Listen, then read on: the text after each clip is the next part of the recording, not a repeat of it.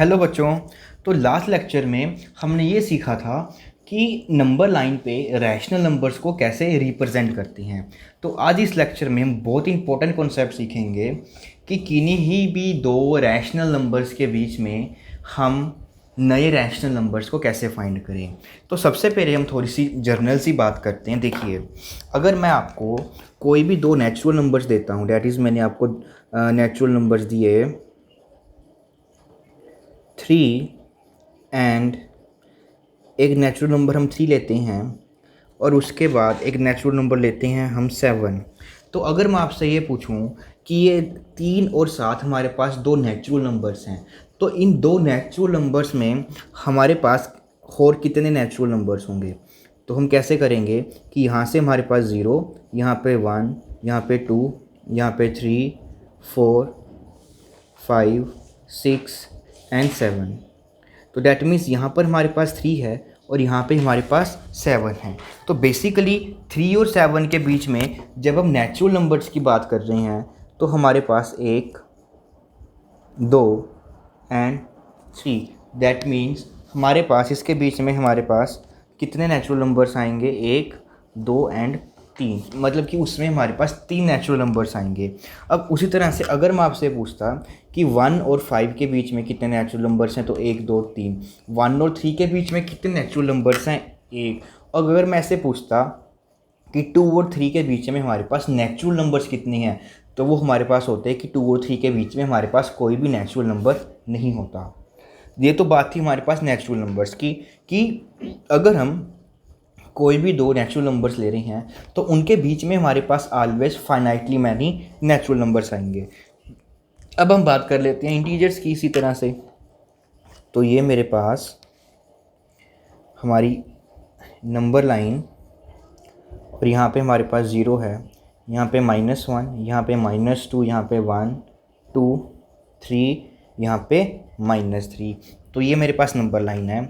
तो अगर मैं आपसे पूछूं कि सबसे पहले -3 और 2 के बीच में हमारे पास कितने इंटीजर्स आएंगे, तो देखिए -3 और 2 के बीच में जब हम इंटीजर्स की बात करेंगे तो एक तो ये इंटीजर आएगा, 1, 2, 3 और ये 4।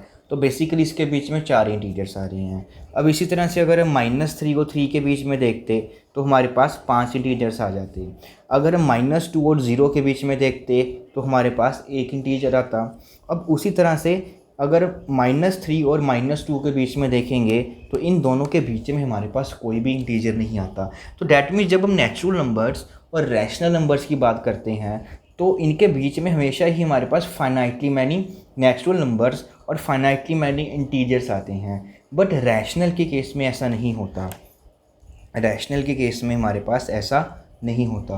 क्यों? क्योंकि रैशनल के केस में अगर मैं आपसे ये पूछता कि 1 और 2 मेरे पास दो रैशनल नंबर्स हैं और इन 1 और 2 के बीच में हमारे पास कितने रैशनल नंबर्स होंगे, तो उसका हमारे पास आंसर आता है इनफाइनाइट मैनी।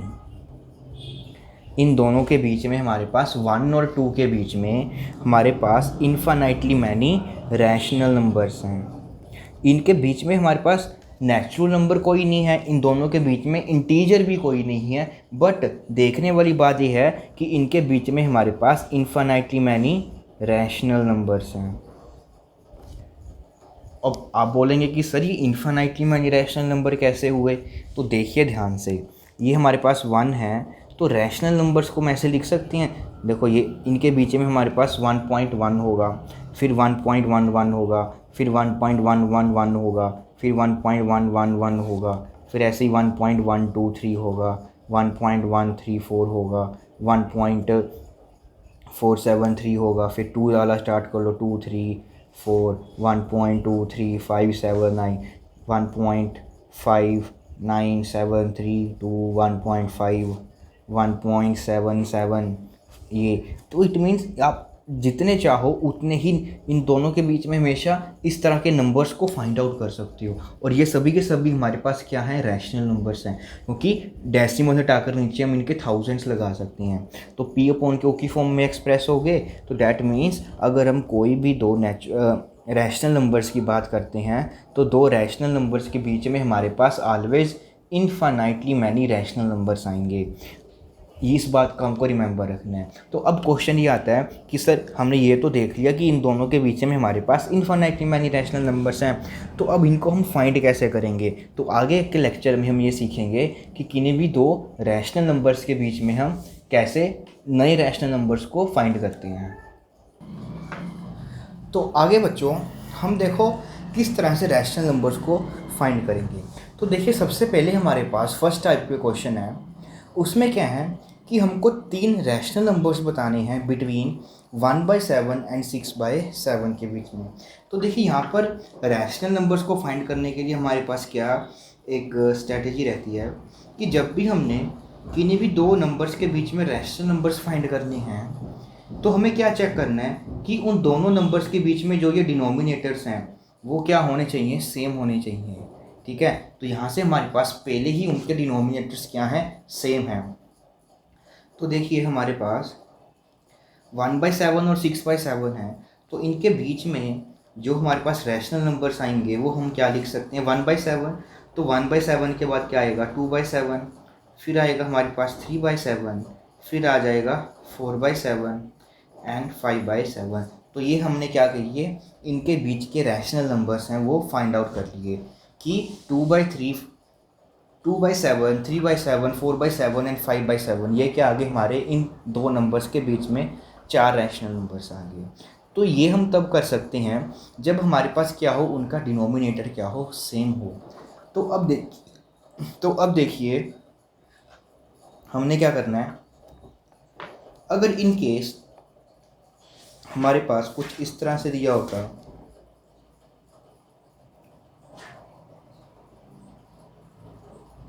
अब हमें इन दो नंबर्स के बीच में 5 रैशनल नंबर्स फाइंड करने हैं, 3/4 एंड 5/7।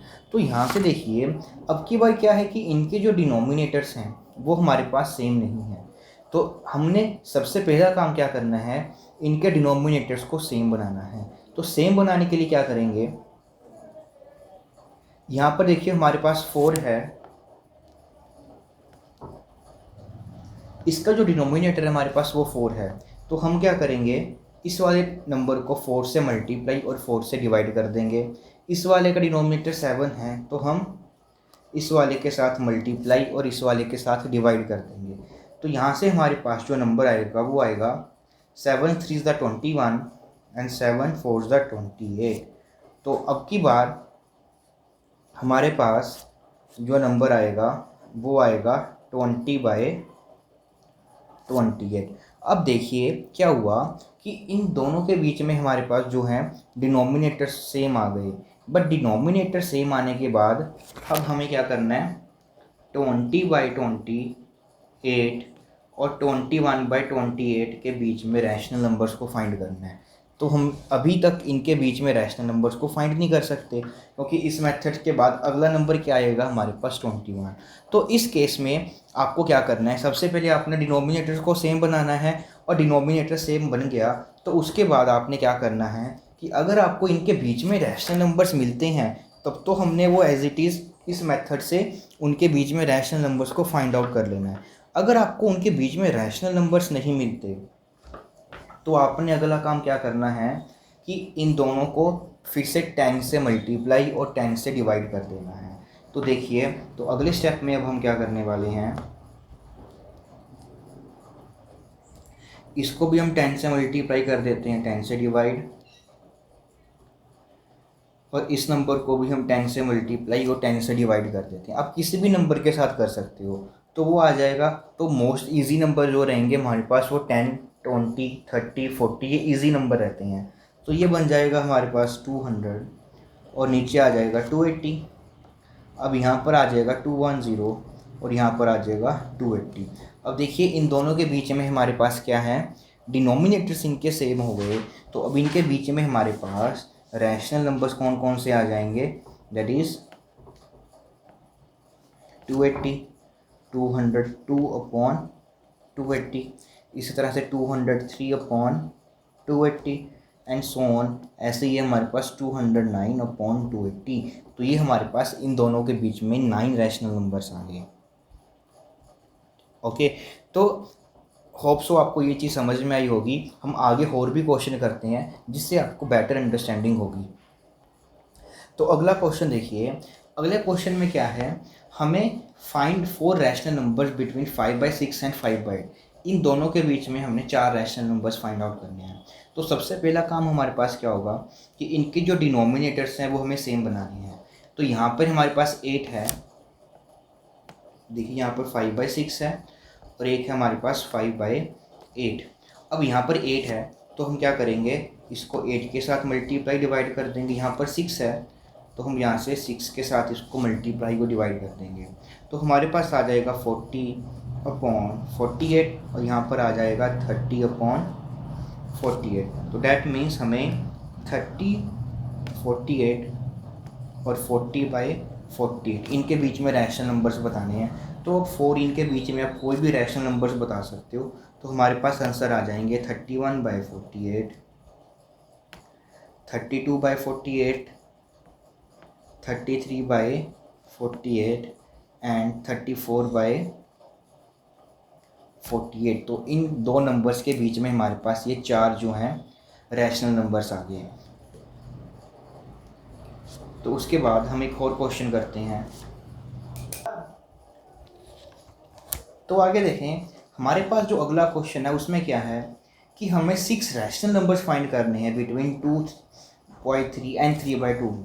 तो देखिए सबसे पहले इनके जो डिनोमिनेटर्स हैं हमारे पास वो डिफरेंट हैं। तो सबसे पहला काम हम क्या करेंगे, इनके डिनोमिनेटर्स को इक्वल करेंगे। तो उसको इक्वल करने के लिए हम इसको 2/2 के साथ मल्टीप्लाई करेंगे, क्योंकि यहाँ पर 2 पड़ा है, यहाँ पर 3 पड़ा है।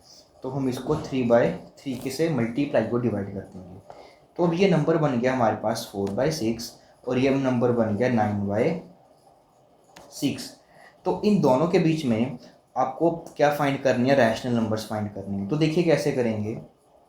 तो 4/6 हमारे पास आ गया, तो अगला रैशनल नंबर आ जाएगा एक 5/6, फिर अगला आ जाएगा 6/6, फिर आ जाएगा 7/6, फिर आ जाएगा 8/6। बट आपको तो 6 रैशनल नंबर्स फाइंड करने हैं। तो ये तो अभी तक हमारे पास सिर्फ 4 ही रैशनल नंबर्स आए हैं, 1 2 3 4। बट क्वेश्चन में हमारे पास हमको तो 6 चाहिए। ये तो अभी तक हमारे पास सिर्फ कितने आए हैं, 4 आए हैं। तो डैट मीन्स ये मेथड अभी हमारे पास काम नहीं करेगा। जब भी आपके पास यहाँ से रैशनल नंबर्स कम हो जाएं, कि कभी कम आ रहे हैं, तो आपको अगला मेथड क्या करना है। तो एवरी टाइम आप क्या कर दो, इसको 10 के साथ मल्टीप्लाई, 10 के साथ डिवाइड, इसको भी 10 के साथ मल्टीप्लाई और 10 के साथ डिवाइड कर दें।